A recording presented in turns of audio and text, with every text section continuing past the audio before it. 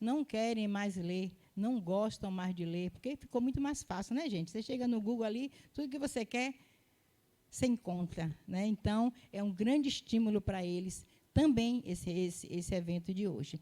E a Academia de Letras e Arte de Lauro de Freitas tem como premissa realmente esse apoio cultural, seja ele na música, na dança, na literatura, independente de manifestações religiosas, políticas, filosóficas, não importa. A gente vai estar aqui sempre para apoiar a cultura, em especial as pessoas que fazem a cultura acontecer. A gente sabe que não é fácil. A gente sabe que não é fácil. Quando você escolhe esse mundo cultural, eu costumo dizer que é uma missão, porque quem realmente trabalha com arte sabe do que eu estou falando, sabe da dificuldade que é você trabalhar com arte. Começa pelas dificuldades financeiras, já ouvimos depoimentos de pessoas dizendo que não tinha nem como digitar seus textos para seu livro. Começa por aí. Começa também pelo preconceito da própria sociedade, da própria família, sabe, que acha que a arte não te leva a lugar nenhum. O que está fazendo, menino? Vai ser advogado? Vai ser médico? Para com isso, com essa mania de querer, sabe? Então, é muita dificuldade que eles enfrentam. Eu conheço vários.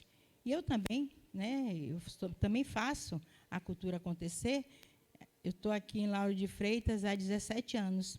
Há quase 10 anos eu promovo eventos aqui. E sei muito bem como é difícil, gente. É muito difícil, é muito complicado. Sabe? Ninguém valoriza, ninguém valoriza. E é muito importante esses eventos por isso. E a academia, gente, podem contar, ele vai estar aqui para estar colaborando, para estar incentivando vocês a realmente continuarem e não desistirem. Porque a gente sabe que fazer cultura é uma missão mesmo, e uma missão, às vezes, espinhosa. Não é verdade? Às vezes, espinhosa. E esse projeto, ele tem colaborado muito. Hoje, alguns acadêmicos nossos já são frutos desse projeto aqui. Já estamos na 3ª roda de conversa e quase todos os escritores que participaram ou que ainda vão participar já fazem parte hoje da Academia de Letras. Então, vocês percebem que realmente ele está dando fruto, que realmente é muito importante. E como dizia nosso Paulo Freire, né, as rodas de conversa são como encontros culturais, onde todo mundo aprende. Nós vamos aprender um pouco com Marivaldo, que é veterano, e Marivaldo, com certeza, né, Marivaldo, vai aprender com os aprendentes, e todo mundo acaba aprendendo. Porque eu tenho uma frase de Sócrates que eu gosto muito, gente, e até sou repetitiva, quando ele fala que eu só sei que nada sei. Eu costumo levar isso para a minha vida.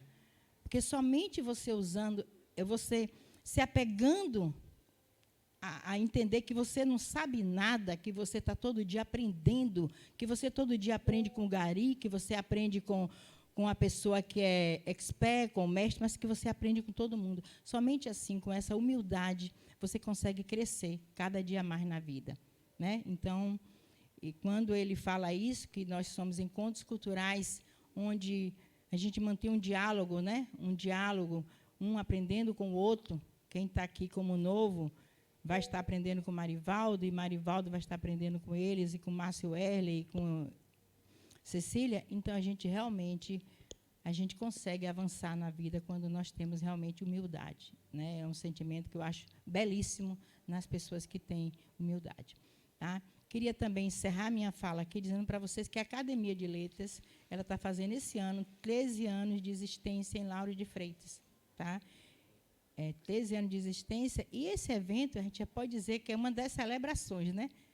Porque tudo que você faz pela arte é celebração. Temos que celebrar mesmo, porque todo dia é uma guerra, todo dia é uma luta. Você mata um leão por dia, para você conseguir realmente evoluir com a sua arte.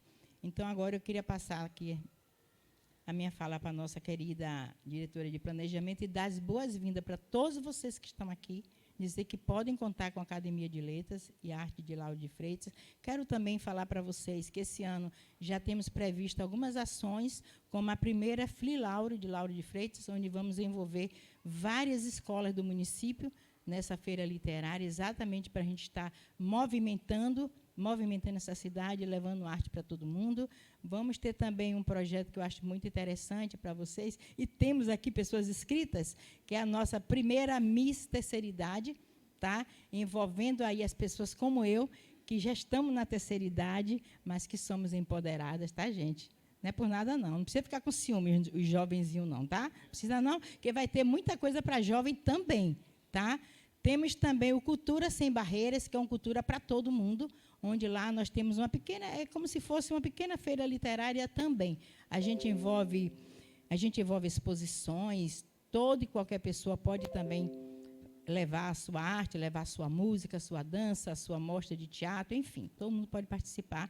Então, a gente vai encerrando por aqui, passando para a Alessandra e desejando para vocês um bom evento, que, na verdade, todos nós somos vitoriosos, todos nós somos vencedores. Um grande abraço.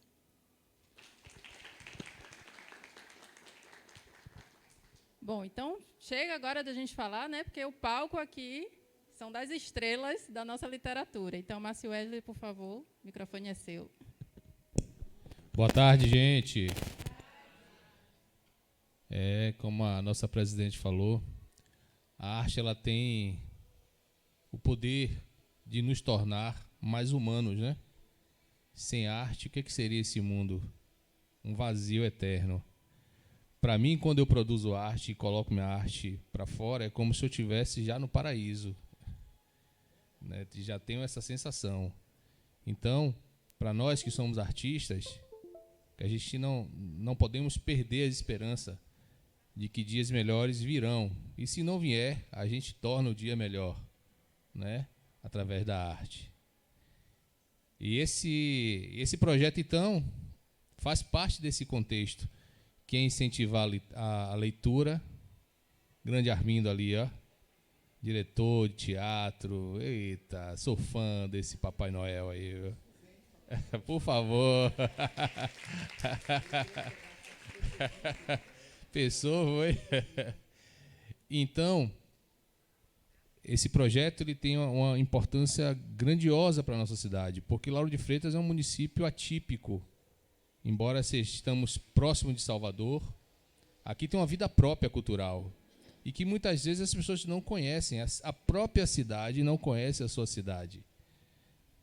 Nós temos literatura, teatro, dança, dentro da música, inúmeros gêneros musicais, do jazz ao gospel, ao hip hop, né? Então, é uma cidade que fervilha a cultura, mas que também está atrasada no sentido de dar vez e voz aos artistas, né? A gente tem o Fundo Municipal de Cultura, a gente tem o Conselho de Cultura, e a sensação que a gente tem é que as coisas não funcionam, né? E isso precisa mudar. Essa concepção de gestão cultural precisa mudar, precisa viver o reflexo da atualidade. Mas a gente veio aqui para falar de política, mas o fato é que nós, como os artistas, precisamos também tecer as nossas críticas. E isso faz parte da arte. Vamos aqui na nossa roda de conversa, que tem o objetivo de incentivar a literatura, incentivar aí aos escritores, os novos escritores, que escrevam seus livros. Pelo amor de Deus, escrevam seus livros, né? Esse é o principal incentivo. Agradecer aqui a Lucem, que pela primeira vez na história de Lauro de Freitas, uma livraria abriu portas para os escritores da cidade. Inclusive, tem livros aqui dos escritores de nossa cidade. Ó, do lado de cá, escritores de Lauro de Freitas. Pode. Vai estar pronto o mês que vem. Já, mas ele já está na editora. É um livro sobre teatro comunitário. São 14 entrevistados. 2 estão aqui com a gente, né? Armindo e Renato, contando as suas histórias. Enfim, um livro bem interessante de teatro comunitário. Mês que vem, Armindo. Fé em Deus, já está lá. Vamos dar início à nossa roda de conversa, aproveitando ali quem está logo na ponta ali. Vanessa Paixão. Olha só. Eu conheço Vanessa há um tempinho, viu? E ela já está dentro do nicho cultural. O esposo dela é ligado ao movimento hip hop, também escritor. um talentoso artista. E é filha de Marivaldo aí, ó, puxou ao pai, né, gente? Logo, logo chega ele. Vamos lá. Vanessa é licenciada em Letras, mestre em Direito, Governança e Políticas Públicas, auditora interna da Prefeitura de Camaçari. Recentemente participou da publicação do livro Ciências Sociais Aplicadas, com o artigo intitulado Direito e Políticas Públicas para a Acessão da Mulher aos Cargos de Liderança. Em maio, mês que vem, vai lançar aí sua obra, Aprimoramento da Gestão Pública Municipal à luz da auditoria interna. E, como já falei, filha do nosso grande acadêmico. Vanessa, fale sobre esse capítulo. Assim, me chamou a atenção, ascensão da mulher aos cargos de liderança. A gente sabe que o Brasil tem mais de 50% é formado por mulheres, né? Aí eu me pergunto, gente, por que as mulheres, quando vêm as eleições, não votam nas mulheres? Não fortalece esse, né? Escolhe as suas deputadas estaduais, federais e vota na... Vamos colocar as mulheres no poder, né? Então, vocês têm o poder disso, são mais mulheres do que homens. Qual é essa visão e por que você escreveu esse artigo com esse tema? Então, como eu já fui apresentada, dispensando esse primeiro momento de reapresentação e aproveitando mais o momento para as nossas reflexões, o primeiro ponto é que o que me motivou a escrever foi o mestrado, a partir dos estudos, a partir da inquietação de uma turma onde nós tínhamos 85% de mulheres, estudantes do mestrado. Trabalho na Prefeitura Municipal de Camaçari e vejo mais da metade também de mulheres no dia a dia. E, por incrível que pareça, na visão de muitos, as mulheres são o gênero que mais tem se especializado no Brasil. Além de sermos maioria em porcentagem, somos também maioria em estudos, em especializações, em dedicação a aprimoramento do seu trabalho. Fora que muitas mulheres hoje são chefes de família. Então, toda essa realidade, todo esse contexto me inquietou a ponto de eu decidir escrever sobre a temática. E comecei a pesquisar alguns outros artigos que falavam sobre o empoderamento feminino, o que é que faltava para esse empoderamento chegar. E, infelizmente, a resposta está no nosso contexto cultural mesmo, a questão do machismo, que ainda é muito forte na nossa criação, e não só os homens são machistas, muitas mulheres também são machistas. Começa desde quando nós... Ah, sim, claro! Então, isso começa da nossa educação, né? Fazendo uma reflexão de dentro de casa. Quando nós damos uma boneca para a nossa filha, que geralmente nós não damos para o nosso filho, qual é a intenção dessa boneca, desse presente?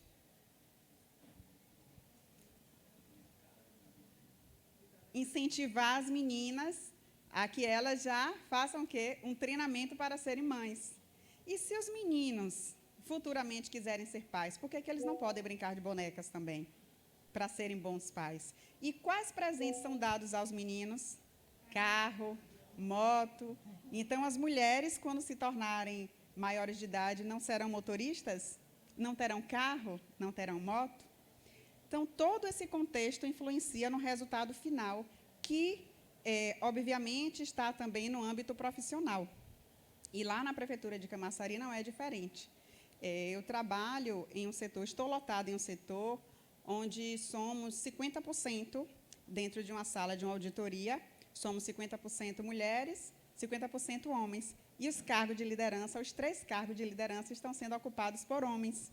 E não necessariamente esses homens estão capacitados para o cargo. E o que é que diz isso? O dia a dia, a prática de trabalho. E ainda assim esse contexto não muda, vem de uma questão muito enraizada, como eu falei. Quando nós temos debates, discussões, vem muito aquela coisa de a mulher ter TPM, A mulher, muitas vezes, não tem paciência e quer ver a coisa acontecer.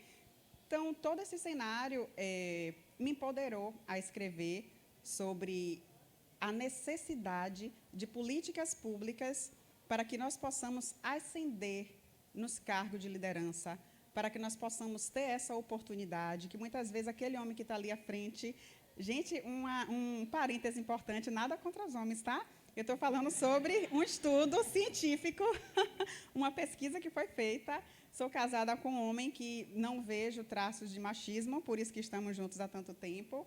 Muito pelo contrário, empodera muito as nossas duas filhas também, nesse sentido de lutarem pelo que querem, estudarem para alcançarem o seu espaço.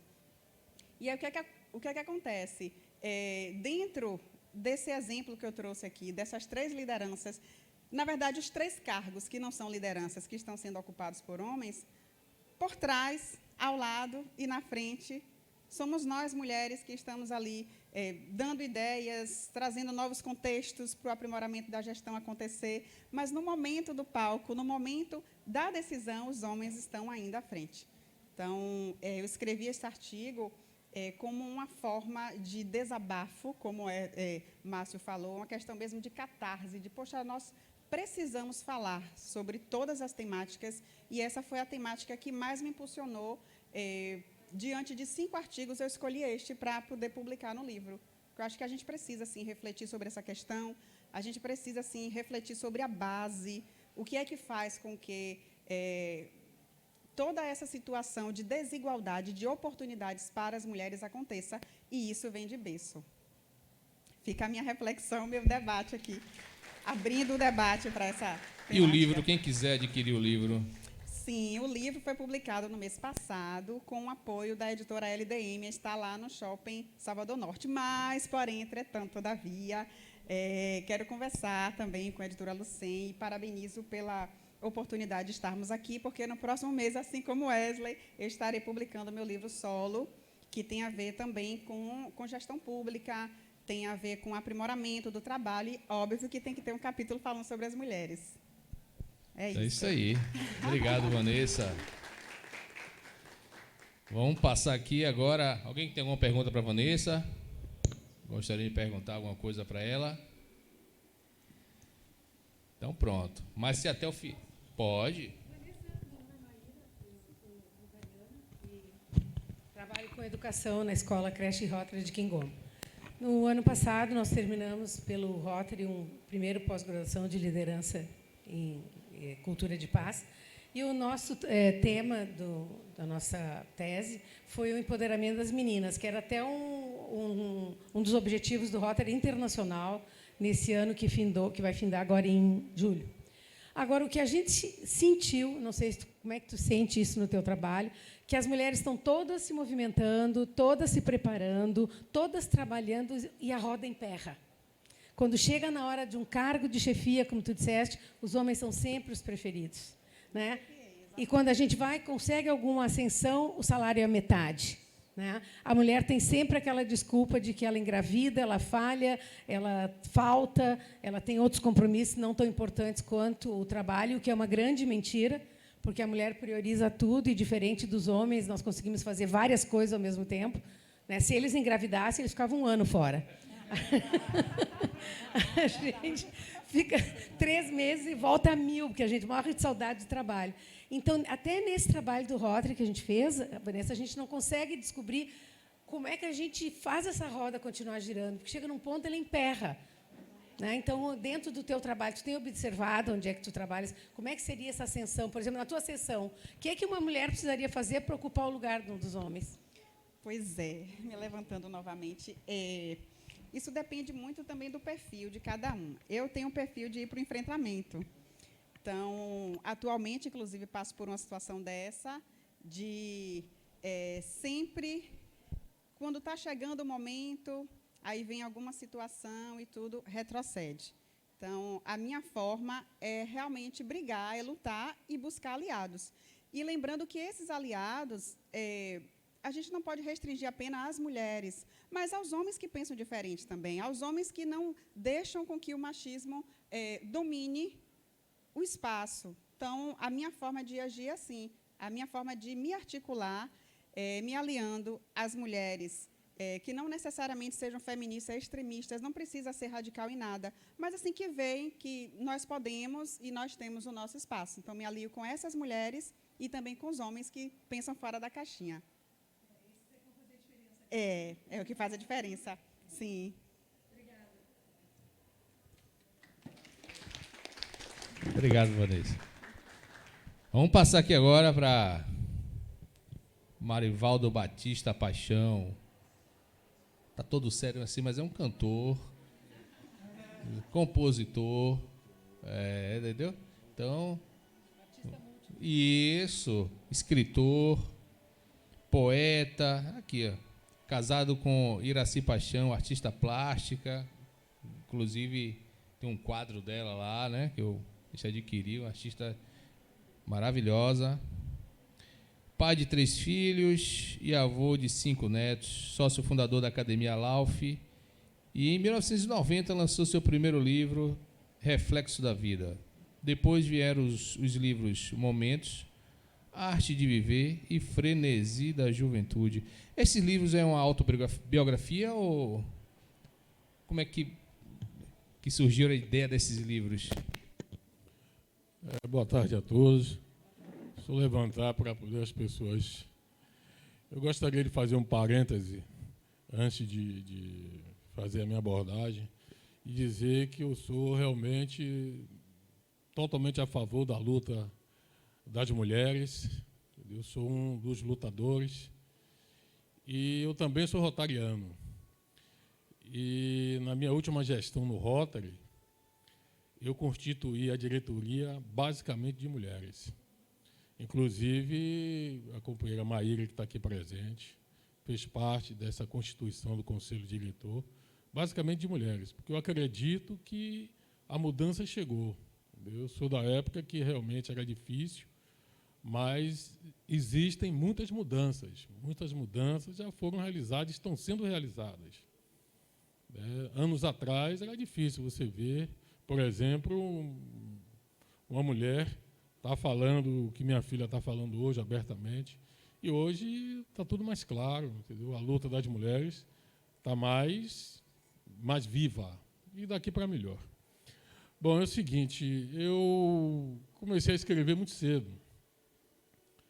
e eu sempre tive habilidade, desde na época de aluno, do primário. Naquela época tinha aquelas coisas de fazer cartinha, e eu tinha essa facilidade, as pessoas me pediam, faça uma cartinha para aquela menina ali e tal. Aí eu fazia. Tá vendo aí? Para paquerar, né? Era no meio de cartinha. Eu tive sempre essa facilidade. E comecei a escrever, para fazer artigos para jornais e revistas. Na empresa onde eu trabalhava, eu tinha acesso e publicava os meus artigos nos jornaizinhos, inclusive a nível nacional. E em 1990 é que eu fiz o meu primeiro livro, que foi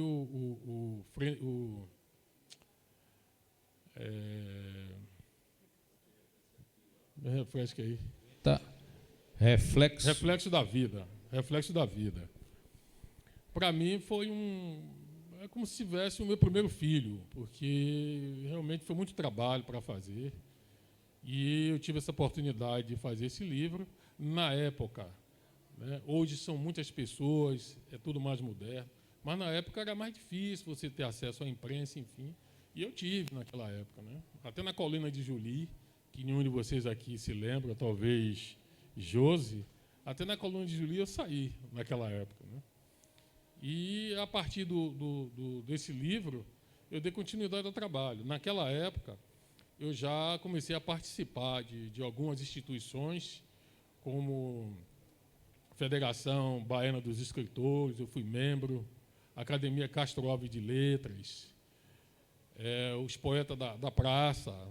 Talvez aqui vocês nenhum tenham conhecimento disso, mas tinha os Poetas da Praça que a gente fazia poesia ali na Praça da Piedade, e era extremamente movimentado, entendeu? E eu participava daquilo ali.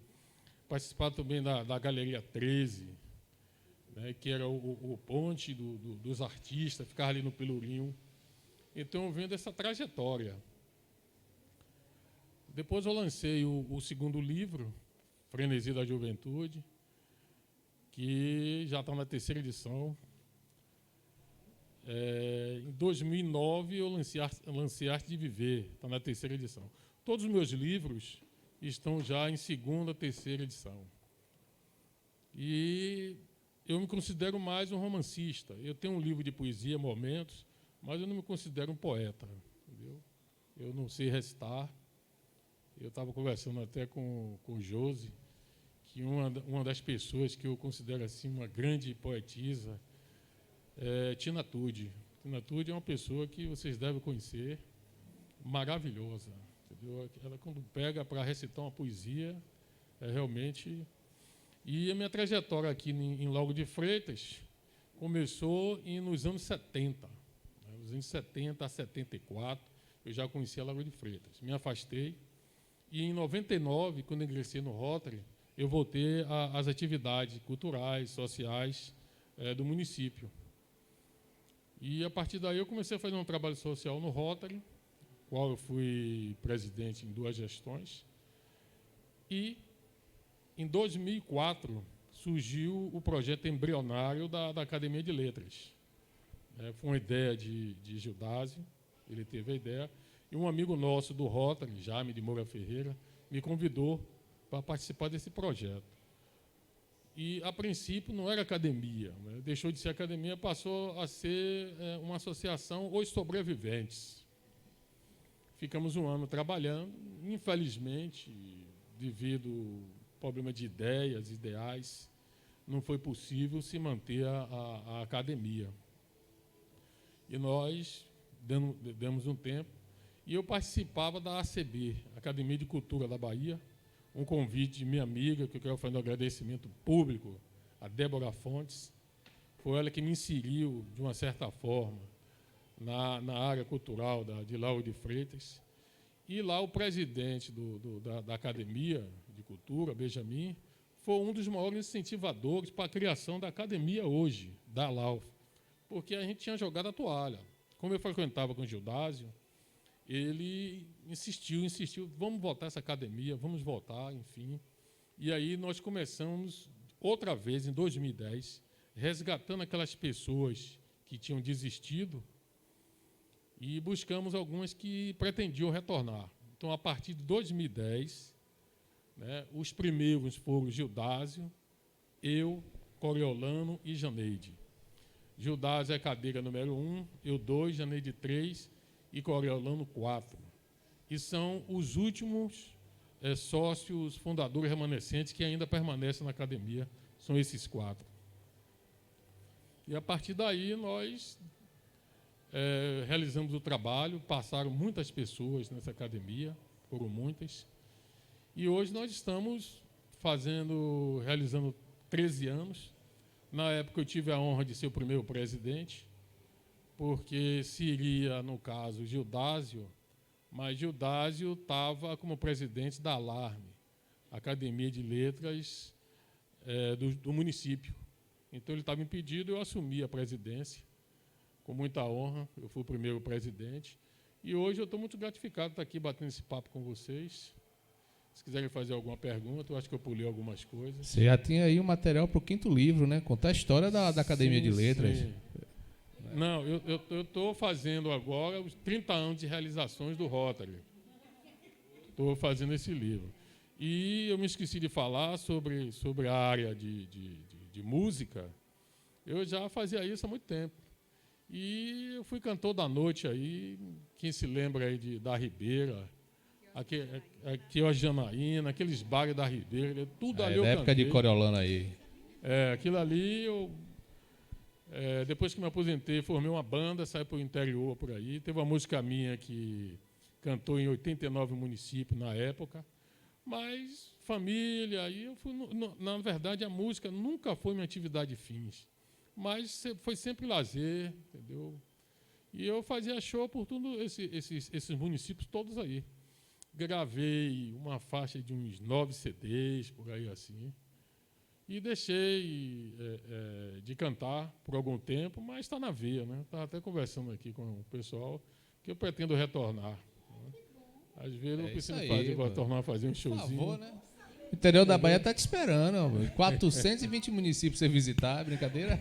Não, mas na época eu fiz esse sucesso, mas eu não tinha nenhum amparo empresarial, entendeu? Eu era cara de pau naquela época.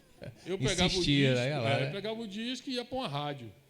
Chega lá, eu falava com o chefe lá da rádio, e daqui a pouco eu já estava dando entrevista. A música tocando. Tocando minha música. Que entendeu? Boa. Era assim que eu fazia. Qual a sensação de você ouvir sua música tocando na rádio? Rapaz, da primeira vez foi indescritível. Não é? A primeira vez foi. Foi na rádio Ouro Negro, de Catu. Eu estava no sítio, que eu tinha comprado um sítio, aí de repente anunciou. Quando eu vi, rapaz, aumentou até onde minha música cantando na rádio, rapaz, eu fiquei. Aí depois relaxou, né? Começou a tocar, fiquei acostumado. Mas eu não aproveitei porque eu não tinha realmente um empresário que cuidasse de mim e tal. Ô, Gilvan, pelo amor de Deus, vamos empresariar aí, viu? Mas, enfim, estamos aí, gente. Qualquer coisa é só perguntar, qualquer dúvida sobre a Pronto, academia. Pergunta aí, gente. Vou sentar aqui por causa da coluna. Não, 3 livros. Ah, sim. Também eu sou autor do hino. Que bom que você me lembrou. Do hino da Academia de Letras. Não, do Rotary Club, Lauro de Freitas, e da ABRO, que eu também sou membro. Academia Brasileira Rotária de Letras, que eu sou membro também. E eu fiz esse hino. Então, são coisas que marcam, porque nas solenidades formais, né, toca o hino, toda vez que toca eu me emociono. O hino daqui, a letra do companheiro Jaime de Moura Ferreira, do hino de Lauro de Freitas, e da BRO é letra e música minha. E todas as solenidades, seja online, seja presencial, toca o hino. E é muita emoção a gente ver nosso trabalho, né? Verdade. O hino tocando, tá bom? Obrigado pela lembrança. Valeu!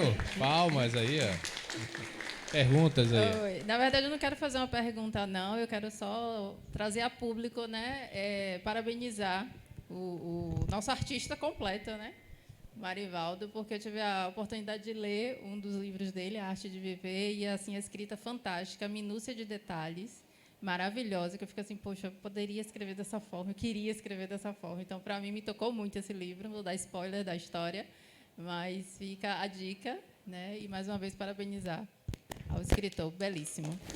E quem quiser ler os livros, está disponível? Bom, onde?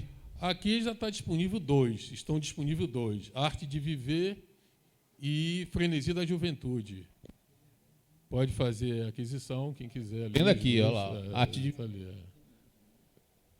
Olha lá, ó, capa azul aí, ó, Arte de Viver. Então pronto. Ok. Tem o outro Frenesi da Juventude também ali. Quem quiser, já pode adquirir aqui diretamente aqui na livraria e aproveita o autógrafo do autor, viu? Com certeza. Posso falar alguma coisa aqui? Estou querendo falar. Alô, está saindo minha voz? Boa tarde a todos, apesar de eu chegar um pouquinho atrasado, não foi eu não, foi o engarrafamento mesmo aí, né? Eu me apresento como Cozinha da Sorriso, gente que muito precisa, participo do projeto de Dona Joluz, a oficina, viu? E assim, o seguinte, eu estou fazendo uma aula agora de poesia, né, do projeto de Dona Joluz. Aí o que é que acontece? Então, é aquela coisa, poeta, como eu nunca estudei poeta, não sei, vejo as pessoas falar de poeta, fazer poesia, né, na rua e tudo, mas nunca tive conhecimento. Com essa aula dela agora, eu me empolguei um pouco, entendeu? Agora sim, ficou um pouco complicado para mim, como eu não tenho experiência. Aí o que acontece? Então, o professor, ele não quer que a gente traga dever de casa, ele quer que a gente faça lá, cria a poesia, porque a poesia é feita para ser criada, né? Ele explicou tudo direitinho a gente. Aí eu achei muito ainda embolado na minha cabeça. Aí o que foi que eu fiz nessa última aula agora, segunda-feira? Aí pedi para poder ele fazer assim, ó, ele começar a contar as histórias, né? E aí perguntar a gente o que foi que a gente achou, o que a gente não achou, e depois a gente começar a aplaudir. A gente deu tudo no ok, certo? Aí o que acontece? De tanto eu comentar sobre isso, conversei com ele direitinho, ele aceitou, ele fez o quê? Passou no quadro na segunda-feira, e deixou a continuidade para a gente continuar a fazer a poesia da gente, do jeito da gente. Aí o que foi que eu fiz? Também estou num projeto também do Senai, do curso do Senai também, de informática, através também de Dona Jo, colocou a gente lá também. Começou agora terça-feira. Aí eu aproveitei de terça e sexta, eu aproveitei ontem, passei na biblioteca de dentro do Senai e aproveitei para poder pegar um livro falando sobre, né, poeta, poema e cordel, não é isso? Não é cordel a palavra? Pronto, essas 3 coisas que o professor quer. Mas só num livro só tem só poeta. Aí só tinha só esse livro na biblioteca. Eu me inscrevi, ele me escreveu para mim, um rapaz, e só tem só poeta, mas tem que fazer os 3 deveres, entendeu? Mas aqui, você pode declamar uma poesia para a gente? Tem alguma poesia? Não, o quê? Não, porque você eu tem ainda alguma não, poesia? não, porque ainda estou começando agora, ainda vou Tá começar agora a fazer bom. o dever. Então Aí vamos então fazer- aproveitar que eu estou aqui na biblioteca Sim. e quero ver esse livro com poeta, poesia, né, e cordel. Porque Então eu pronto. consegui ontem na biblioteca de lá do Sinai, só tem poeta. E aqui tem, não tem? Vai Os 3? conseguir. Vou, em nome do Senhor Jesus, amém. Isso gente. aí. Palmas. Obrigada, amém. Ora, Renato. Peraí, deixa eu consertar esse microfone aqui, que é o microfone de Ivete Sangalo. Esse aqui. Todo. Baiana Ouro. Vamos lá. Renato Lima. Renato eu conheço há muito tempo, viu? Eu não vou começar aqui como licenciado, não, para mim. Renato Lima, ator, diretor, né? Grande ator, Renato, viu? Vocês precisam tomar aula dele. Gostou da aula dele? É um bom professor ele? É uma bênção? É uma bênção, tá vendo você?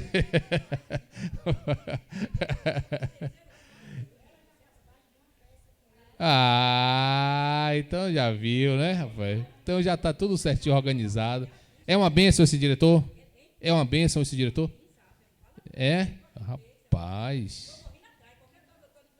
Como tem, tem um personagem que ele faz que é a mãe de Cação, né? Esse menino é um princeso, né? Vamos lá. Renato Lima é licenciado em História, pedagogo, psicanalista, clínico, ator e dramaturgo. É coisa, velho. Conhecido na cena cultural de Lauro de Freitas, foi conselheiro de cultura por 2 mandatos, atuou como diretor de cultura de Riachão do Jacuípe, Bahia, e está lançando seu primeiro livro voltado para os estudos espirituais psicanalítico. Ó, vamos saber isso aí, viu? Professor de teatro, cofundador do Polo de Atores e diretor do Núcleo Dom Quixote Lauro de Freitas. Como é que a gente consegue aí misturar a psicologia com a espiritualidade? Freud explica que ele era ateu. Ele era ateu, você agora colocou a gente aí numa sinuca aí, viu? Fazer igual a minha amiga.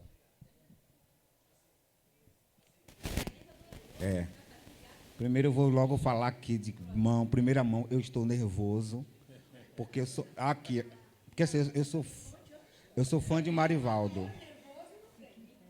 Porque assim, eu sou fã dele. Eu encontrei naquele livro ali, Com a Mão na Mobilização, que eu estou naquele livro de Janeide. Ela colocou um pouco da minha história naquele livro ali. Ele estava lá no dia do lançamento. Depois eu conheci ele na casa de Janeide Universal, ele cantando. Nossa, fiquei fã. Aí depois eu conheço essa menina aqui, que eu leio esse livro, é meu livro de cabeceira, eu leio todos os dias. Aí vem esse cara, que meu primeiro encontro com ele foi, eu até sei o ano, 1998, eu passava pela frente dele, estava ensaiando na garagem do pai dele com a banda, tocando bateria. Que eu sou fã da família inteira, é dele, de Duzinho e de Alain. Pronto. E a minha amiga, minha mais nova amiga, que eu conheci hoje, e a diretora, a presidente da academia. Então, assim, eu estando aqui como escritor, para mim é uma coisa nova, porque eu me titulo como dramaturgo, como diretor de teatro. E essa questão que você falou, porque Freud era ateu, aí vem Lacan e traz todo esse floreamento, né, das coisas novas, e a gente começa a estudar a nova psicanálise, e surgiu para mim esse trabalho de uma hora para outra. Então, eu estou aqui de gaiato de navio, né? Sabe aquela música, entrou de gato de navio? Porque assim, eu sou espírita há 20 anos, e há 9 anos eu fui convidado para sentar na mesa evangélica, para eu fazer o teste de mediunidade, que eu tenho medo de espírito até hoje. Quem não tem? E aí me convidaram, eu fui fazer esse teste, caí para trás, não sei como, vim voltar depois de 1 hora e falei assim, gente, eu dormi, o que aconteceu e tal, não sabia mais de nada. Como eu tomo Rivotril, desculpa, brincadeira. Como eu já sou um pouco meio atrapalhado, quem está comigo no dia a dia sabe que eu sou, eu sempre assim, porque eu sou atrapalhado assim, eu esqueço muito das coisas, tal, tal. Eu falei, não, acho que eu dormi no meio da reunião e tal, tal. E aí eu recebi, eu tenho 9 anos na mesa evangélica. E em 2013, foi quando nasceu esse livro, eu até trouxe aqui a capa, porque esse livro ele vai ser lançado no dia 3 de junho. Para você ver que a minha maluquice é tanto, sabe que lançar um livro é um pouco complicado, né? O autor mexe numa coisa, mexe em outra. Eu comecei a mexer um monte de coisa e o livro atrasou 15 dias, mas está aí no caminho. E aí, aquele ali, dá para ver, né? A Cigana do Mundo. E aí, na mesa evangélica, me convidaram para fazer um trabalho. E na mesa evangélica, a gente lá faz um trabalho de disciplina para o médium aprender a incorporar e não incorporar em qualquer lugar.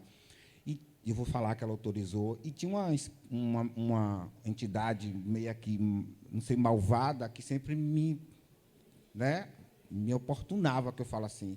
Todo lugar que eu estava, ela estava comigo, e eu falava assim, mulher, pelo amor de Deus, eu preciso viver, eu não sou o Chico Xavier, eu sou Renato da Itinga, e eu não sei lidar com isso. E as pessoas perguntavam, Renato, por que você está sendo dessa forma? Eu perguntava, que forma? Você está diferente, eu não sabia como. E aí ela me trouxe o convite em 2013 para eu começar a escrever o livro. Comecei a escrever o livro, de lá para cá escrevi mais 2, né, Quem Varreu as Folhas Secas, que se transformou numa peça, e depois escrevi Meia Hora no Jardim. Perdi todos esses livros. De uma hora para outra, meu computador queimou, perdi todo esse livro em 2018.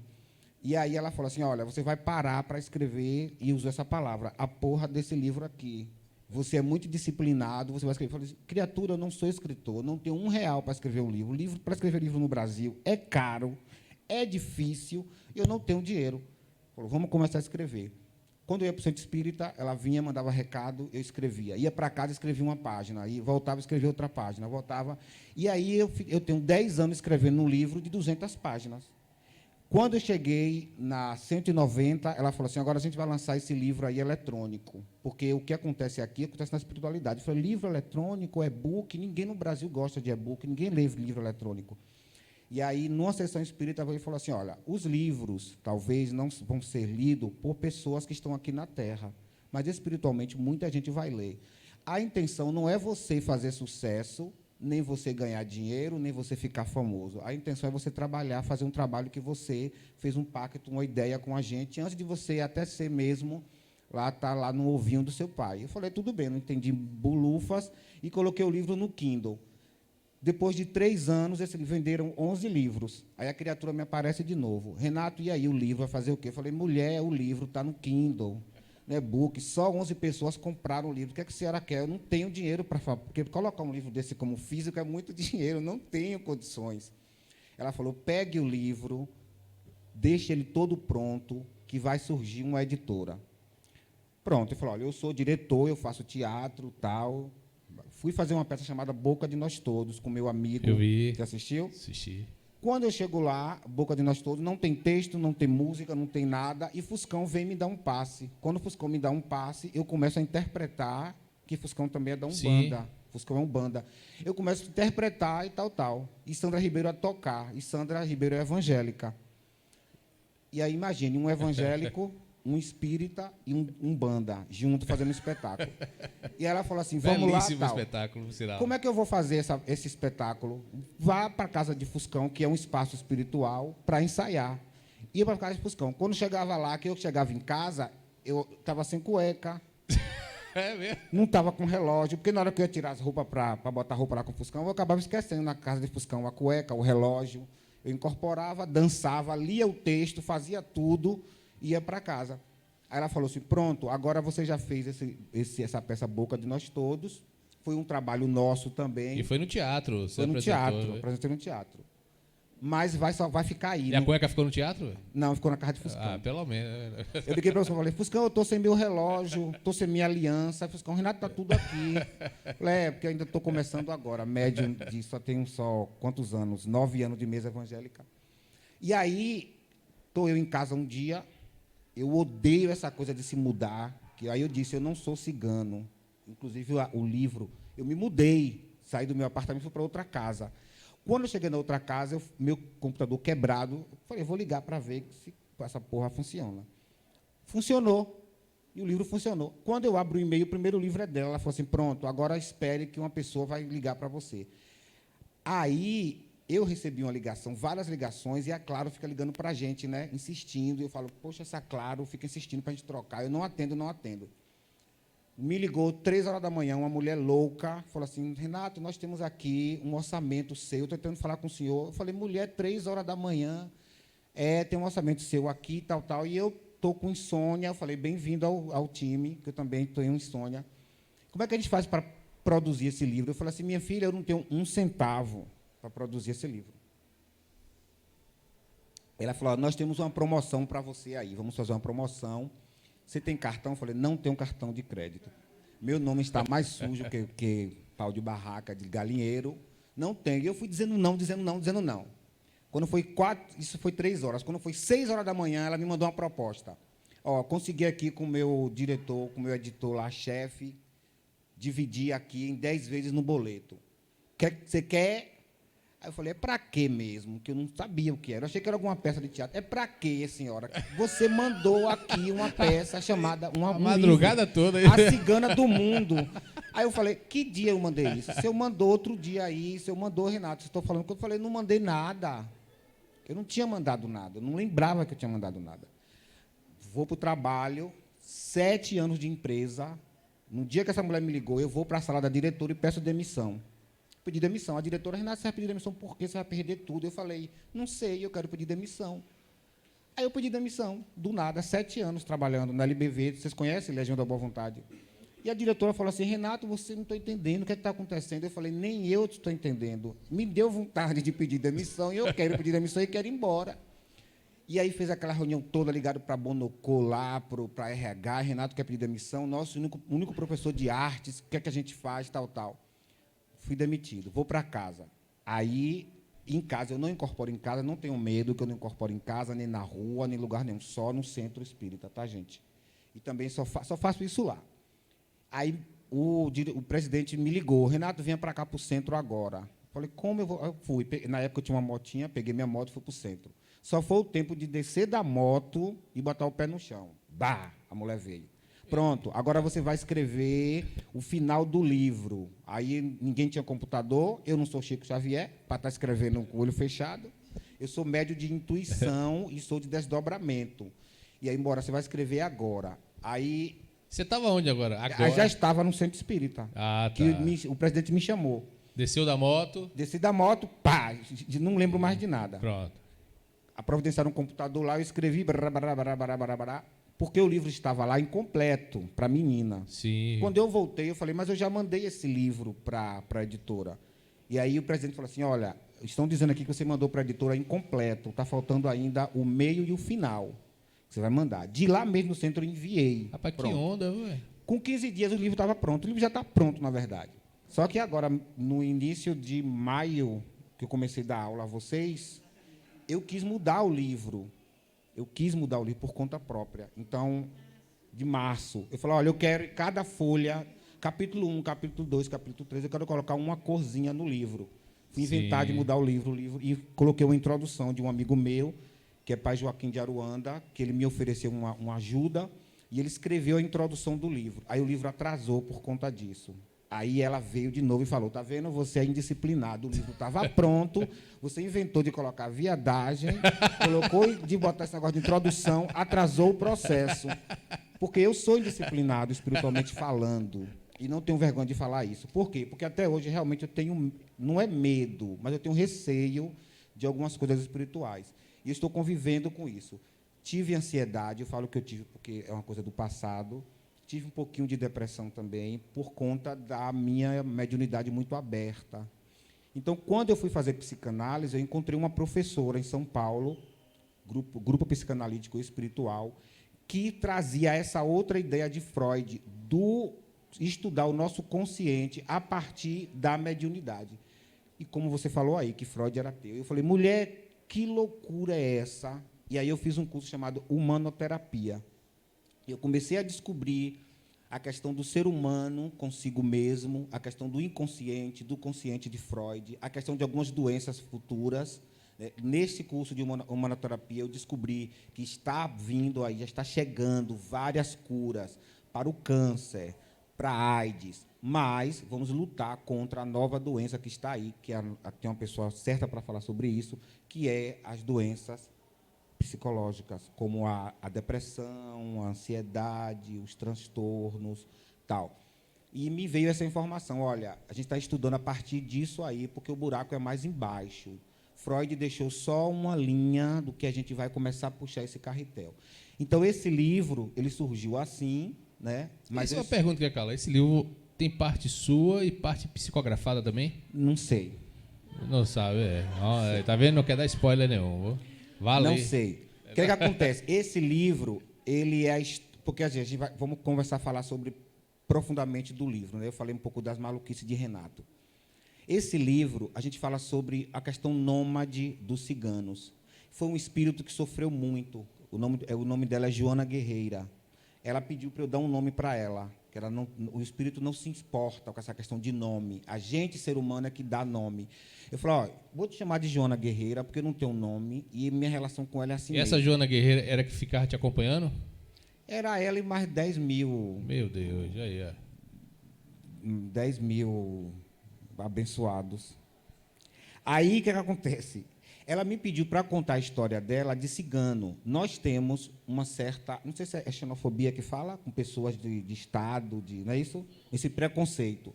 E ela queria escrever a história, como é a vida cigana, o que o cigano passa por lugares, por que a gente tem medo de cigano, por que a gente acha que todos os ciganos emprestam dinheiro e, se não pagar, eles matam.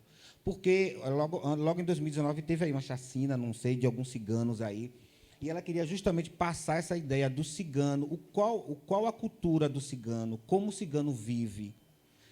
E ela traz na introdução a vida, uma das primeiras reencarnações dela, que ela reencarnou como cigana. E logo depois ela reencarnou no nosso mundo atual. Ela teve 20 encarnações. A última encarnação dela foi como Leonor. Para quem assistiu aqui, Conto de uma Lua, que é um monólogo, você assistiu, né? É um monólogo com a Aline Bastos, que também é a história dela. A última reencarnação dela foi como Leonor. E todas as reencarnações dela, ela morreu, desencarnou por questões amorosas.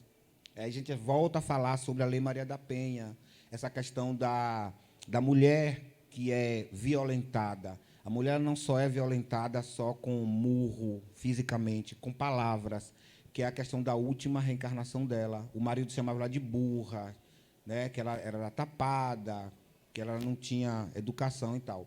E aí nós fizemos Conto de uma Lua, que é uma das histórias dela, e finaliza com o livro A Cigana. E, neste livro, a gente traz também um floreio sobre os Exus, sobre as lebaras, né? Ela fala quem são as lebaras, quem são os Exus, né? Que o orixá, tanto o orixá quanto o caboclo, não são demônios, pelo contrário, é amor. E ela diz no livro, numa das páginas do livro, que ela atua tanto na Igreja Católica, porque o cigano, eles são do cristianismo.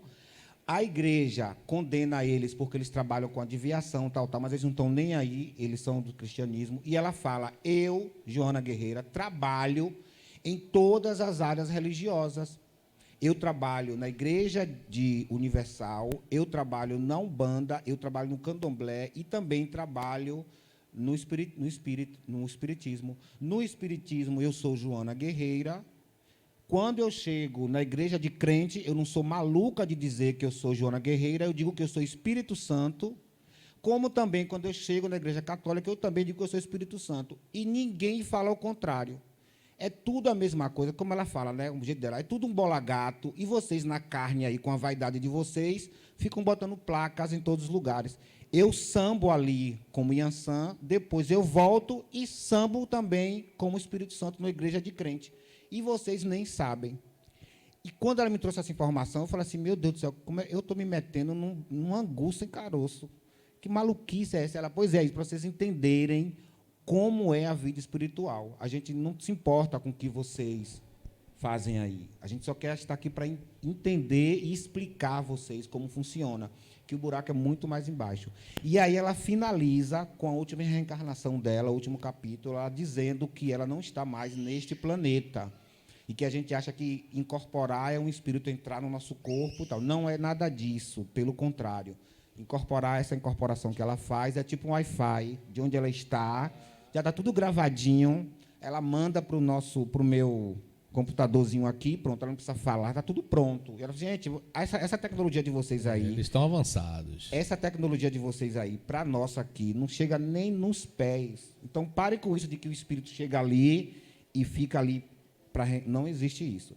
Aí, pronto, eu estou lançando esse livro dia 3, quero convidar todos vocês para fazer. Não sei onde vai ser lançado, porque eu não mando nada. Pode ser aqui na Lucém, se o rapaz quiser. Pode ser no Cine Teatro. Pode ser na Praça de Lauro, no Pé de Oiti. Largo do Caranguejo. Largo do Caranguejo. Em qualquer lugar. Não tem. Só sei que o livro está chegando lá para terça, quarta-feira. Não sei de valores, eu vou ter que saber e tal.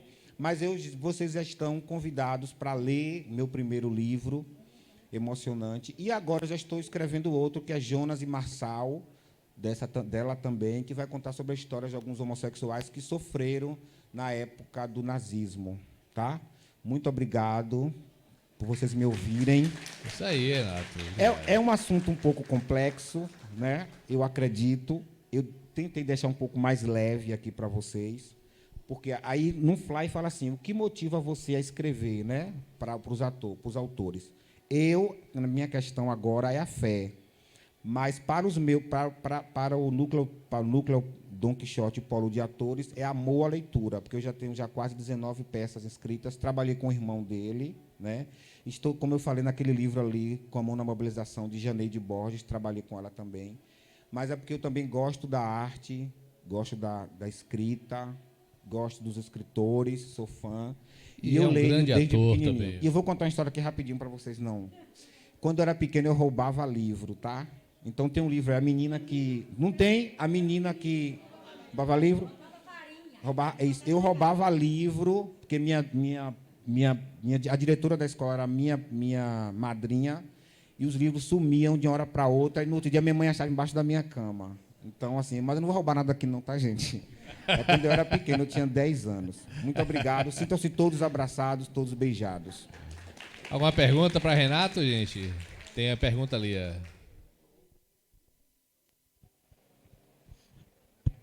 Boa tarde. Eu me chamo Robert Nesta. Eu sou bem suspeito para falar qualquer coisa de Renato, porque eu sou muito fã.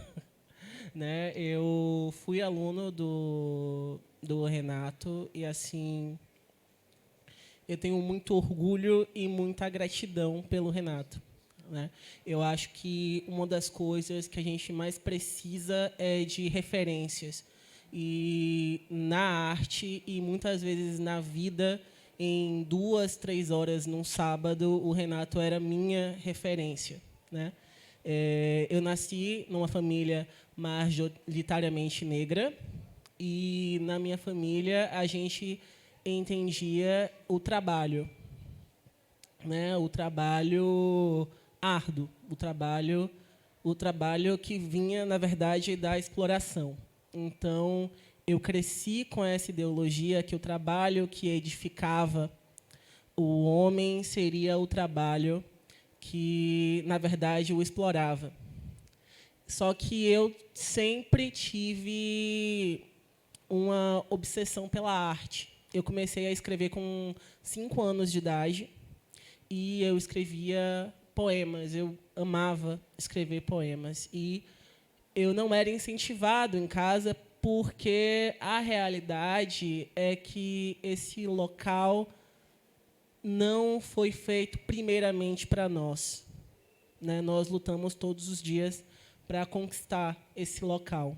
Então, eu nunca me imaginei nesse lugar que eu estou hoje, muito menos no lugar que vocês estão hoje. Então, é muito bom ver que a maioria das pessoas que estão aí são pessoas pretas, porque a gente precisa dessa referência, né? Eu passei a me imaginar no cenário artístico vendo o Renato ensinando para a gente. Isso é muito bom. Hoje em dia, eu sou estudante de psicanálise, né?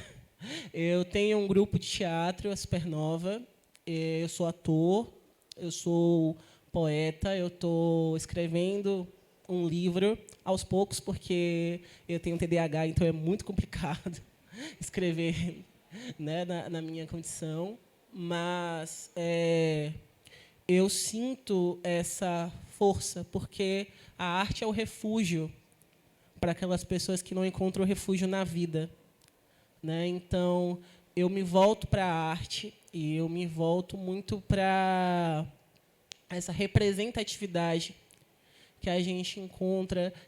Inclusive, eu voltei a escrever o meu livro no dia que eu comprei o livro da Ana Cecília, né? Ela fez ela convidou a gente para ir para o lançamento do livro dela, e enquanto eu escutava ela, eu senti muita vontade de voltar a escrever, né? O meu livro se chama Tons de Vermelho.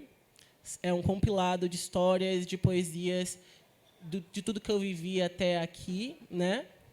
E a minha pergunta para o Renato, na verdade, é de como ele se sente sendo essa pessoa, né? Sendo essa referência que não é só para mim, né? Para diversas pessoas. Primeiro que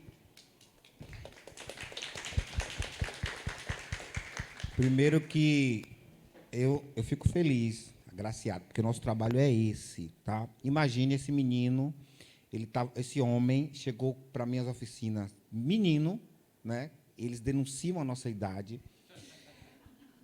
E ele, enfim, esse é o nosso trabalho, para não me emocionar mais ainda. Esse é o nosso trabalho. Né? É o trabalho que Duzinho fazia, que seu irmão fazia, sempre. Quando eu conheci o irmão dele, é como se... Porque eu e Duzinho, nós somos quase da mesma idade. É como se Duzinho me pegasse e fizesse o que eu fiz com você. Né? E hoje, você agora diz que tem esse exemplo e você já está passando. E eu quero estender agora até um apelo para Marivaldo e para Josi, para Márcio, para Ana e para os demais. Academia, tenha um olhar por eles, por jovens. Lá no núcleo de Dom Quixote, nós temos muitos de Robert, muitos deles, que escrevem poesia, que escrevem livro, mas não tem isso. Não é, às vezes, não é nem a questão financeira, é a questão mesmo, como ele falou, voltei a escrever quando vi Aninha lá no livro dele. E respondendo a tua pergunta, eu fico maravilhado. E, para mim, é como se esse tempo de polo de atores, 10 anos, e no teatro, eu tivesse feito o que eu queria fazer. Porque você, para mim, Taimi, Sebastião, Emília, Everton, são os meus maiores presentes, né? De dizer assim, olha, eu trouxe aqui um menino, hoje ele faz psicanálise, hoje ele escreve por causa de mim, hoje ele está numa linha cultural, hoje ele tem exemplo por causa de mim. Então, assim, eu vou falar aqui para a espiritualidade, mas, por favor, não me ouçam, que eu só falo maluquice. Se eu morrer hoje, eu morro feliz, mas eu não quero morrer. Não quero morrer. Né? A verdade, não é você só que eu estou falando, a gente vai chegar lá, vai achar uma coisa linda, mas eu quero continuar sofrendo aqui nessa porra desse calor. Aqui está ótimo, aqui não está calor, não. Mas a gente gosta desse sofrimento aqui. Mas o que é que eu quero a espiritualidade hoje? Eu quero continuar evoluindo. É como ela falou, seu livro, seu sacana, não é para você ganhar dinheiro, não é para você ficar famoso, não, é para você ajudar pessoas. Então, eu respondendo, eu me sinto feliz de saber que você está... Eu sabia que você está fazendo psicanálise, que você está escrevendo o seu livro. Pode me procurar. A gente não tem dinheiro, não, mas a gente sai batendo na porta de cada um para daqui a pouco lançar seu livro. Sai passando a sacolinha e eu quero ser padrinho do seu livro que você vai lançar. A Lucem vai botar aqui para vender, entendeu? O exemplo é aquele de Janeide, que foi uma batalha na época para lançar aquele livro. Eu estava lá com ela, ajudei a digitar e tudo, não é difícil. Então, é isso. Muito obrigado. Você quer falar?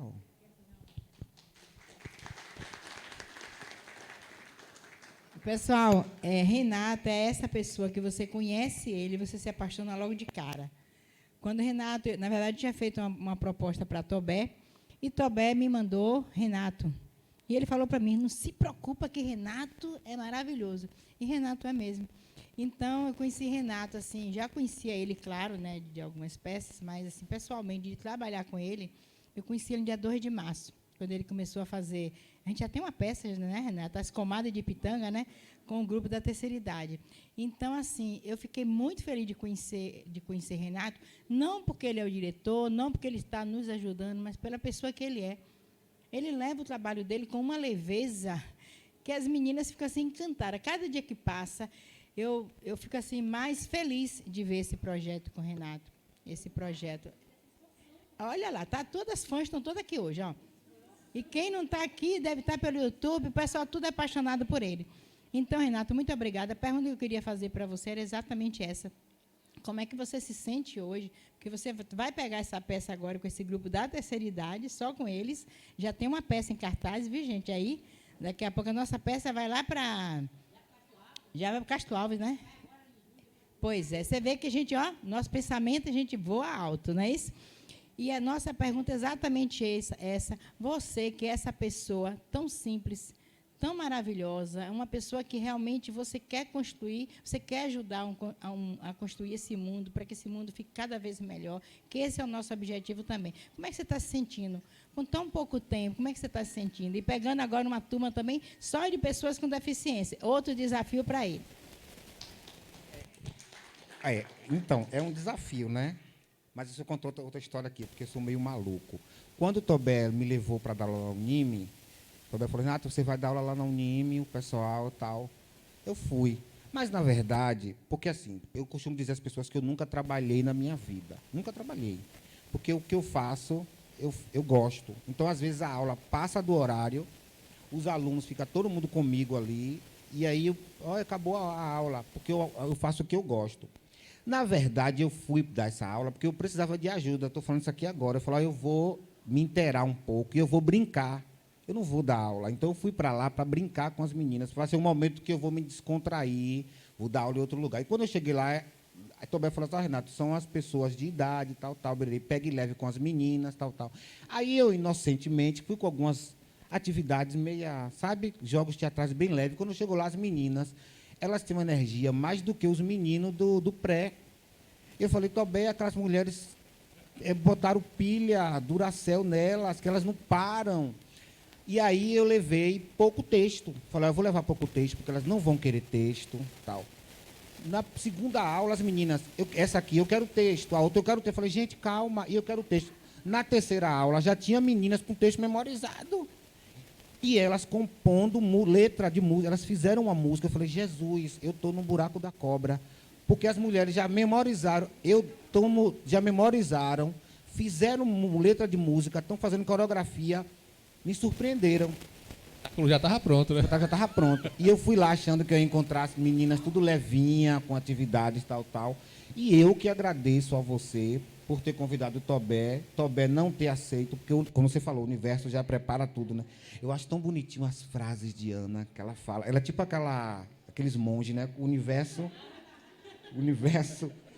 É todo mundo de branco aqui. Aí eu falo, gente, os homens, todos de branco. Ela é o campo, com aquela bem serena. É o universo que prepara tudo. Eu queria ser assim. Eu falei, no dia que eu lançar meu livro, eu vou lançar meu livro igualzinho a ela, que ela fala assim, numa serenidade... bem leve, né? E já eu venho parecendo um mastodonte, né? Eu sou um mastodonte, eu sou bem ignorante, tal. E aí eu cheguei lá, achei essas meninas. Só que aí, minha aula que eu dou na Unime, eu não vou dar aula. Eu vou me divertir com elas. se divirto com elas, e elas levam lanche, elas levam tal. Essa é eu sou filho de artista. Meu pai era cantador, minha mãe é sambadeira. Minha mãe gravou 3 livros, ou 3 CDs, já tocou no Teatro Castro Alves. Passei a minha vida dentro de arte, então eu sempre fazia arte. Então, para mim, é uma coisa que eu gosto, tenho facilidade, brerê. E aí, quando eu cheguei lá com as meninas, eu falei, agora não vou fazer, não vou trabalhar, não, vou pegar lá como uma terapia. Então, eu que tenho que agradecer por vocês estarem me recebendo lá. As comadres de Pitanga, viu? Você está convidado para fazer uma matéria. Aproveitar, pedir logo você fazer uma matéria com as meninas, botar no seu blog e convidar todos vocês para estar assistindo as comadres de Pitanga, que elas estão contando nada mais, nada menos que a história de Lauro de Freitas sobre o olhar do nosso querido Gildásio, né? A gente pesquisou os livros de Gildásio e está colocando nessa peça aí. E é isso. É isso aí, gente. Renato aí, ó. É um mundo de histórias. E ele disse que é tímido, tá nervoso. Olha só, imagine se não fosse. Renato, essa coisa de espiritualidade, eu sou meio cético às vezes, mas outro dia eu estava tomando um banho, eu sou baterista, né, gente, assim, e toco num contexto de música instrumental. Aí eu tô tomando banho e tal, e aparece um sulfejo de uma música em minha cabeça, sopro, pau, eu digo, caramba. Aí eu tomando banho e gravando a música na cabeça, sulfejando para não esquecer, né, o sabão, saí todo molhado, peguei o celular, gravei tudo certinho e mandei pro maestro, né. Aí o maestro, 3 dias depois, Márcio, a partitura já está pronta aqui, viu? Eu digo, bicho, mas apareceu, velho. Ele, rapaz, já está tudo certo. A música ficou pronta nesse esquema. A arte tem isso, né? De onde vem, cara? Né? E música instrumental, não tinha letra. Vai entender. E eu não sou de harmonia, eu sou percussão, né? Então, que onda, né? Vai entender, viu? Mas vamos lá.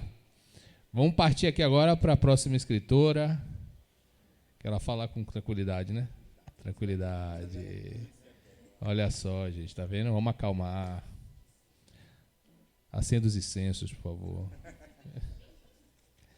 Com vocês, Ana Cecília, psicóloga, atua na área clínica, especialista em saúde mental, gestalt terapeuta, palestrante, coordenadora de projeto com mulheres, olha, escritora, poetisa e autora do livro Parida pela Liberdade.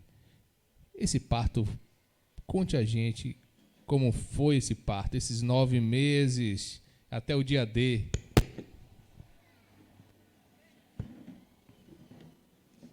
Oi, gente, boa tarde. Primeiramente, eu estou aqui emocionadíssima, que ao longo de cada fala, eu fui vendo a tradução simultânea ali da linguagem de sinais. E isso é fantástico. Isso não pode passar despercebido. Vamos olhar junto?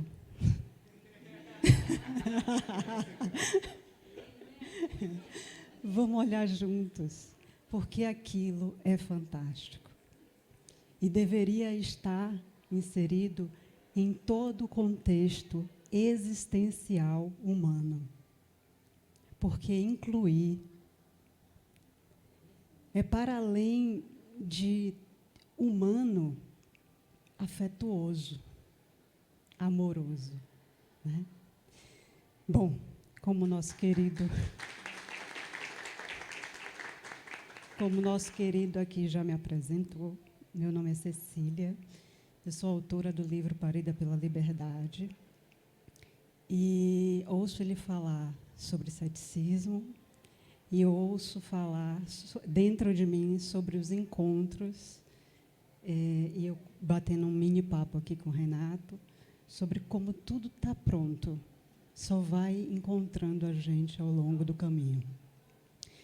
E eu vim nessa livraria, pela segunda vez, deixar os meus livros para o Robson fazer as vendas. E estava tendo o primeiro encontro de vocês aqui, o primeiro ou o segundo da academia. E o Robson me apresenta para a Josi. é uma linha que vai, né, atravessando quem precisa ser encontrado. E aí a Josi, eu conheço a Josi, a gente se olha nos olhos, porque é importantíssimo nós olharmos nos olhos uns dos outros. E a gente se atravessa afetuosamente e me chegam alguns convites. E eu estou muito obrigada, extremamente agradecida e honrada. E aí chego na academia e encontro a Lê, que diz que o meu nome está tatuado nela, porque a filha dela se chama Cecília. Eu disse, então eu já estou em casa. Então, gente, o Parida pela Liberdade é esse meu filho primeiro, para quem não conhece. Esse filho primeiro foi lançado o ano passado no Cine Teatro de Lauro de Freitas, com um público de mais de 100 pessoas. Era para ser uma coisa intimista, pequenininha, e aí a coisa foi crescendo, e eu fui crescendo afetuosamente junto com tudo aquilo, porque eu acredito que nós estamos onde nós precisamos estar, cada um de nós. Eu aqui nesse momento, o Marivaldo, a Vanessa, o Renato, todos nós estamos exatamente onde nós precisamos para aprendermos alguma coisa. E o Parida pela Liberdade surge de um lugar de caos, um completo caos, que eram os reflexos do bullying. Eu era uma criança, um corpo pequeno, atravessado por muito, atravessado pela dor, a dor do descaso, a dor do preconceito, a dor da intolerância. A minha mãe era Ialorixá durante mais de 50 anos. E eu era muito pobre, minha família era muito pobre. Mas meus pais acreditavam na educação, que foi um salvo-caminho sem volta, e me colocaram num colégio particular. Só que, nesse colégio particular, eu não tinha um tênis da Adidas, da Nike, não tinha um tênis de marca, não tinha uma roupa de marca. Eu tinha uma roupa da Barroquinha, gente. Eu tinha uma calça jeans da Barroquinha, eu tinha um tênis que era comprado na Lapa, eu tinha aquilo que era possível eu ter. Então, eu tinha muito. E, nessa escola, era uma escola de classe média alta, e os meus pais fizeram muito sacrifício para eu estudar ali. Só que ali, naquele tempo, não se falava de bullying. Naquele tempo, eu não tinha uma aparência, segundo os meus colegas, para estar naquele lugar. E eles diziam, nossa, essa calça dela é tão engraçada, nem parece que ela estuda aqui. Eles diziam que, talvez, e só talvez, as únicas coisas que se salvavam em mim era que eu era sabida e meus cabelos eram cheirosos. E toda vez que o transporte escolar ia me deixar em casa, deixa onde a criança? Na porta de casa, o transporte, né? O terreiro de Iaiá, Iaiá é minha mãe, tá, gente? O terreiro de Iaiá era no fundo da nossa casa. E aí, quando o transporte me deixava, ela vinha para o portão para me pegar, algumas vezes. E ali eu era a filha da feiticeira. E eu tinha muito poucos amigos, porque eles diziam que não iam ser meus amigos, porque minha mãe ia fazer um feitiço. E ali eu era excluída. E a única forma, como criança, eu não tinha muita instrumentalização interna para lidar com a dor, com a exclusão de não participar das brincadeiras, porque eu era filha de uma feiticeira, segundo eles. Ou porque a minha calça era comprada sem marca. Então, a única forma, sem instrumentalização interna para lidar com a dor, a única forma que eu tinha era o corpo. Então, essa mansetude de hoje não é à toa. porque no contexto escolar, na minha infância, eu precisei ser extremamente violenta, agressiva, para lidar com o que doía. Eu precisava bater, eu precisava empurrar, eu precisava me defender para não ser sucumbida. E 4 a 5 vezes no mês, a minha irmã tinha que ir para eu entrar, porque senão no outro dia eu não entrava. Não tem aquele negócio, né, do diário, se não tiver assinado, não entra, ou então se o responsável tem que ir, né? Como o Iaiá tinha um terreiro muito grande, muito grande, com muitas pessoas, quem tomava parte desse lugar escolar era a minha irmã. E a minha irmã que tinha que ir, porque senão eu não entrava. Porque no dia seguinte eu bati em alguém, eu empurrei alguém, eu briguei com alguém. E era devastador, mas só que a escola não queria me perder, porque tudo que era extracurricular, papai dava um jeito de pagar. Então, eu não era uma aluna para ser perdida fácil. Então, eu não tomava nem suspensão. Só tinha esse negócio da minha irmã ter que ir para eu entrar. Então, o que é que acontecia? Era mais fácil dizer que eu era da confusão do que perceber o que é que me atravessava de dor. Então, não se falava de bullying. E os anos foram passando. E isso foi continuando. E aí eu percebi, como eu costumo dizer, né, as coisas acontecem no tempo que elas têm que acontecer. Eu fui percebendo que, ao invés de eu ir para o intervalo da escola e voltar toda parecendo uma mendiga, pior do que mendiga, porque a camisa, a gola das brigas já era toda esgarçada, vinha toda suja porque me embolava no chão. Porque alguém xingava minha mãe, eu ia defender minha mãe, porque alguém me xingava, eu ia me defender. E aí eu percebi que, quando eu ficava escrevendo no recreio, diminuía os recados lá para casa. Então, eu passei a me isolar.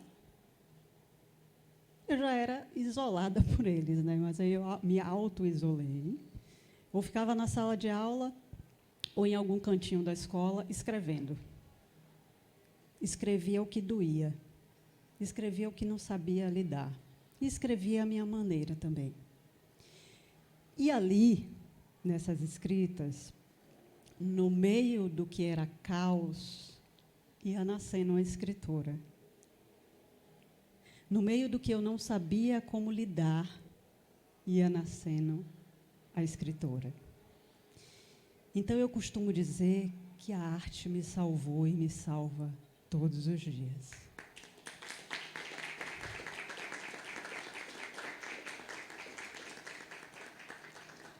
E, de forma honrosa, eu decidi generosamente homenagear a minha mãe num capítulo desse livro, Parida pela Liberdade. E aí tem gente que me diz assim, por que Parida pela Liberdade? Aí eu costumo dizer que a minha mãe, Dona Elza, não queria que eu fosse médica, advogada, médica, fisioterapeuta, enfim.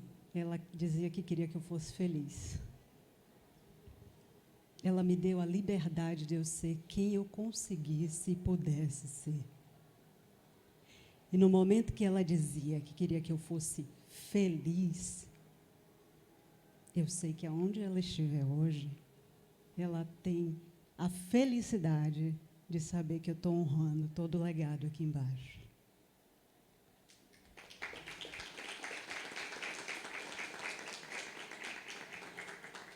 Então, eu escrevo até hoje para não ser sucumbida. E a imprensa baiana me descobriu. E nos principais jornais do ano passado, eu estava lá. Nos principais sites. Um dia, aquela que eles disseram que era a filha da feiticeira, era ela que estava lá. Eles eu não sei. Eu envio luz aonde quer que eles estejam.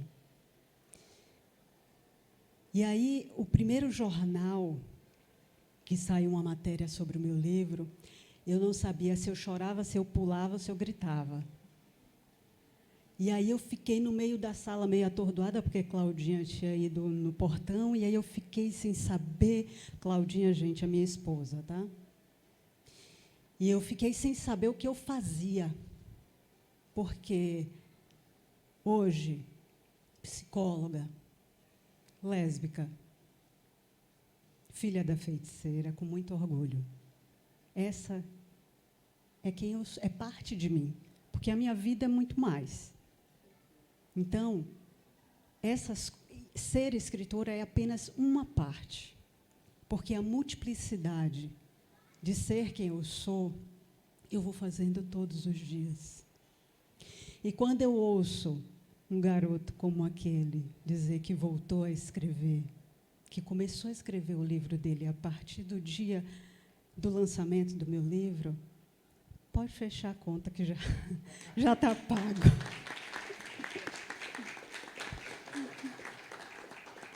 E eu fiz um capítulo em homenagem à minha mãe, para honrar essa mulher que me pariu de forma cheia da liberdade. E é a única foto do livro, é a foto da minha mãe. Porque eu fiz questão de apresentar essa mulher que lá, por causa dessa mulher que lá atrás me excluíam, é por causa dessa mulher que hoje eu estou aqui e que o meu trabalho é reconhecido em tantos lugares.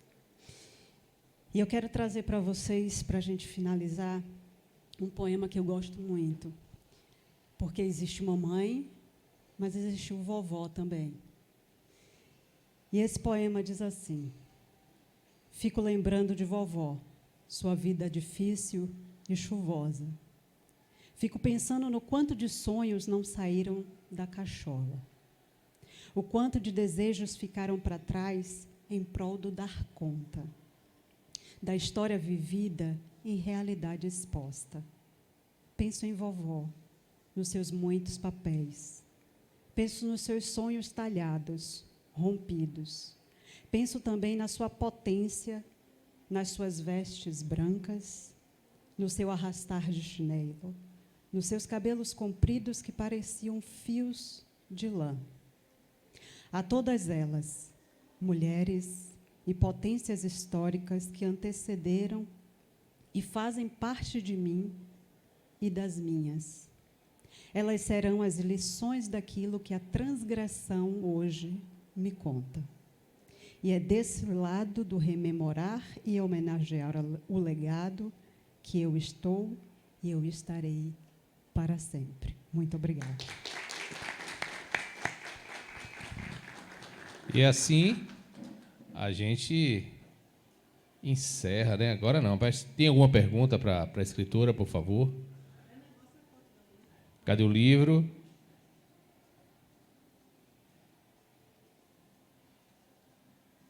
E perguntas aí, tá? Franqueada para todo mundo, quem quiser, viu? Aí, ó.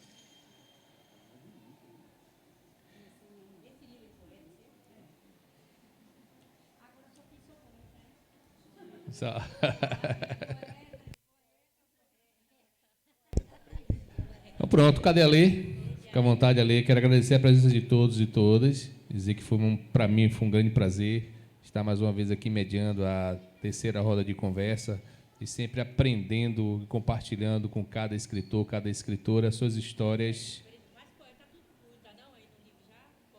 Isso, poesias e tudo junto e misturado.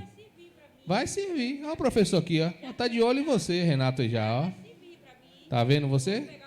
Com certeza. Ó, a fonte está aqui, ó. Tá vendo? Isso, tem. Tá vendo? Aí, ó. Com certeza.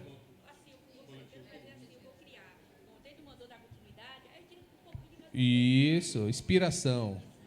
para poesia, não é não? Pois é. E aí, ó, tá vendo? Você é um artista. Vou ler.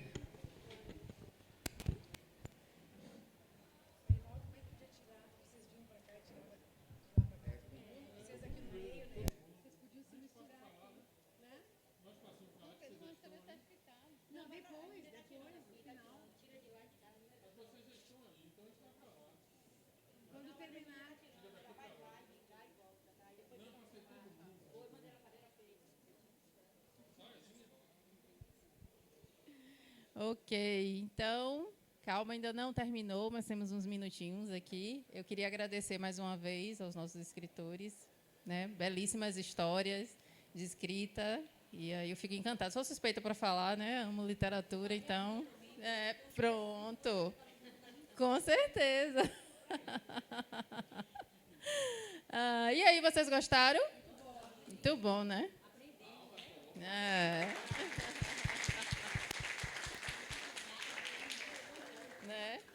Conhecemos aqui também outros escritores e poetas, e aí eu queria só pedir a Vanusa Santos, que escreveu também, é uma escritora, né? Eu estive no lançamento do livro dela, e ela me mostrou, assim que chegou, um pequeno poema que ela fez para a academia.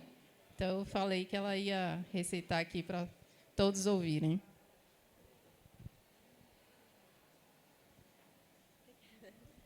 Boa tarde, tudo bem? Me chamo Vanusa de Oliveira, sou mais conhecida como Nusa Santos. Possuo deficiência intelectual e múltipla, tenho 23 anos. Me considero uma mulher negra da periferia. Sou escritora, poetisa, modelo.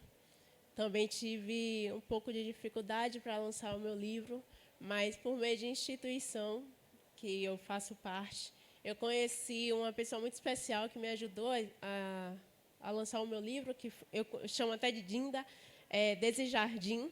Ela é coautora do livro Empreendedorismo Digital do século XXI. E ela vendeu todos os livros de coautora para poder ter renda para me ajudar a lançar o meu livro. Ele se chama Um Mundo e Dois Destinos, que se retrata do mundo da adolescência, fala sobre feminicídio, gravidez na adolescência, a importância da presença dos pais na vida dos jovens, fala sobre amor, sobre traição, fala sobre diversos assuntos e dou também conselhos. Escrevi uma poesia aqui para a academia. Se chama assim: Conquista. Muitas histórias cheias de lutas, muitas conquistas, as quais ficam nítidas. Possuo deficiência, mas não me limita. Ser quem sou hoje, uma pessoa destemida. A felicidade me invade, numa intensidade que haverá reciprocidade. Assinado Nusa Santos. Estou muito agradecida por estar aqui hoje. E até a próxima. Nós que agradecemos. E que momentos como esse ajudam, né, as pessoas e faz com que elas estejam aqui e aprendam também com a gente. Então, o último momento do nosso evento, eu tenho aqui alguns certificados para entregar aos nossos convidados. E aí eu queria convidar o nosso confrade Gilvan para entregar o primeiro certificado e também falar um pouquinho aqui do livro dele, que também é um escritor maravilhoso. Então, antes de entregar o certificado, por favor, nos dê a honra aí da sua palavra. Obrigado. Gente, boa tarde. Me chamo Gilvan Fernandes. Sou advogado há mais de 20 anos, fiz minha carreira no Rio de Janeiro. Há 5 anos voltei aqui para minha terra querida, nossa Bahia, nossa Lauro de Freitas. Tive a honra de ser convidado para participar da LAUF em 2018 e assim o fiz, muita alegria. Encontrei parceiros e colegas de infância, de música, Márcio Wesley, Na época tínhamos banda, né? Até hoje ele levou a sério, ele foi adiante, eu fiquei.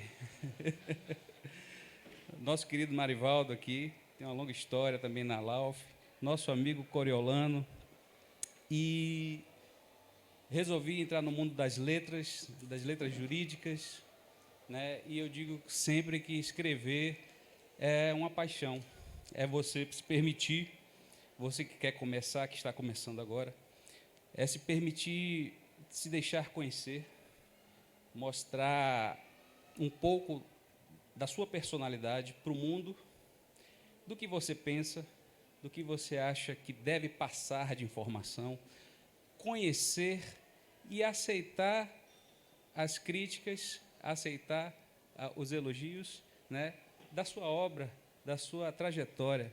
Você, como disse aqui a nossa presidente Josi, né, todos aqui são vencedores, né? Ninguém nasceu perdendo aqui, todo mundo já nasceu ganhando, né? E é uma honra estar presente aqui hoje nesse evento. Eu tenho 2 livros publicados pela editora Autografia, lá do Rio. Um desses livros está aqui, ó, é um livro técnico, né, Institucionalização do Biscate, que é um livro que trata de um contrato, né, que adveio dessa reforma trabalhista de 2017, e eu traço pontos positivos e negativos desse referido tema da área do direito, né? E também o meu primeiro livro, na verdade, é também voltado à área trabalhista, né? Foi um livro que trouxe muita coisa histórica, né? E o nome do livro é Elementos Históricos de Direito Constitucional do Trabalho no Estado Pós-Social de Direito. Nesse livro eu trago esses aspectos da origem embrionária do direito do trabalho, que começa no México, em 1917, depois a Alemanha, 1919, com as normativas, e aqui no Brasil começa de modo embrionário em 1934, com o governo de Getúlio Vargas. Dia 1º de maio, próximo, completa 80 anos da nossa CLT, com 80 anos da consolidação das leis do trabalho, né?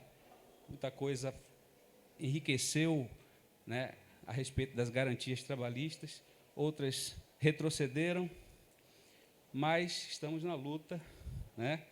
E eu, que sou da área do direito, eu sempre questiono, eu sempre busco melhorar, me atualizar e questionar sempre. Melhorias sociais, o objetivo é esse. E a Lauf, ela desempenha uma função social importantíssima, trazendo jovens escritores, poetas, poetisas, né, para esse mundo da literatura, da cultura, da escrita, né? Escrever é paixão. Muito, muito honrado estou aqui na presença de todos e boa sorte a todos os jovens escritores. Então, por favor, você vai entregar o certificado para Ana Cecília Ferreira.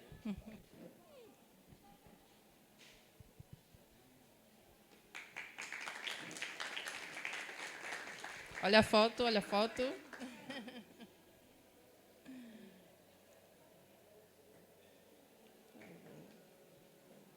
Aí, perfeito.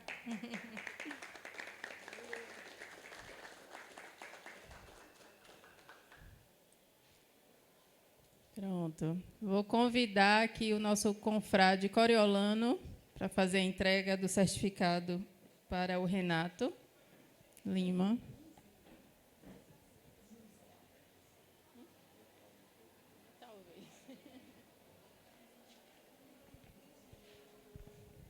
Boa tarde a todos.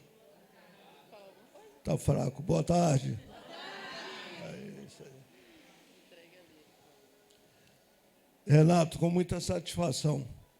Eu conheço o Renato de nome.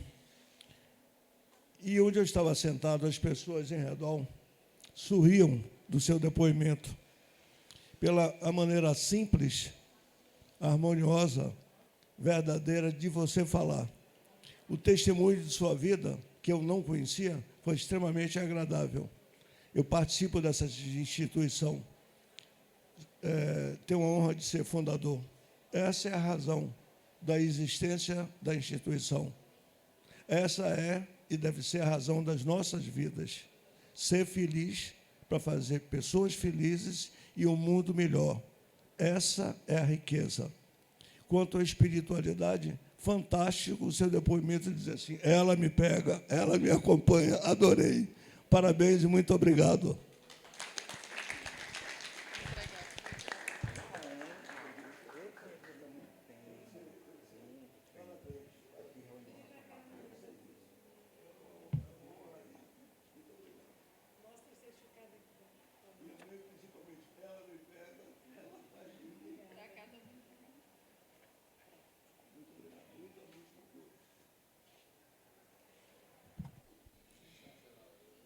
E agora vou convidar a nossa confreira Cristina, poetisa também maravilhosa da nossa academia, para entregar o certificado ao nosso confrade Marivaldo.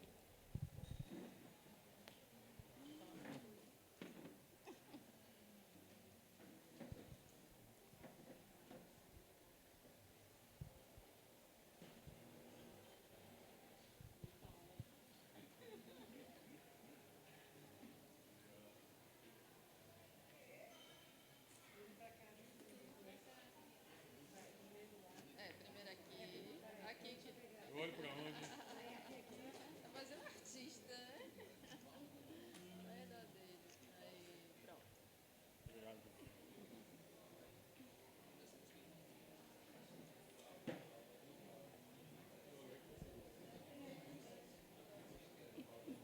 E, por fim, a nossa presidente, Josi Luz, entregar o certificado para a Vanessa Paixão.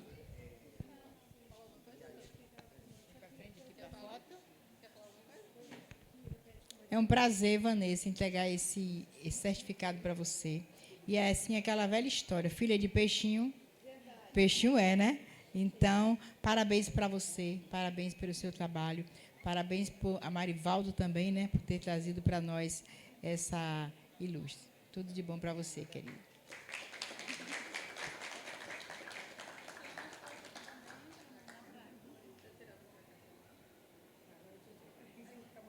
Deixa eu botar aqui.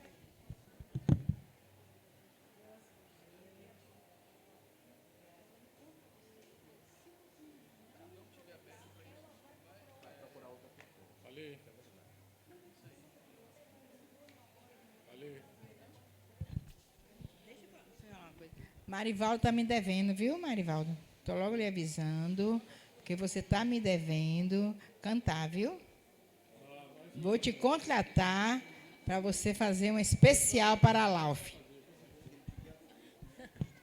Pronto, gente. E assim nós finalizamos a nossa terceira roda de conversa com jovens escritores. Eu vou pedir só que a gente consiga se reunir aqui para tirar uma foto coletiva, tá? E depois a gente tem... Oi? Ah, perfeito, perfeito. E depois nós temos aqui um pequeno coffee, né, um lanchezinho para quem estiver aí já na hora do lanche para vocês, tá bom? Muito obrigada.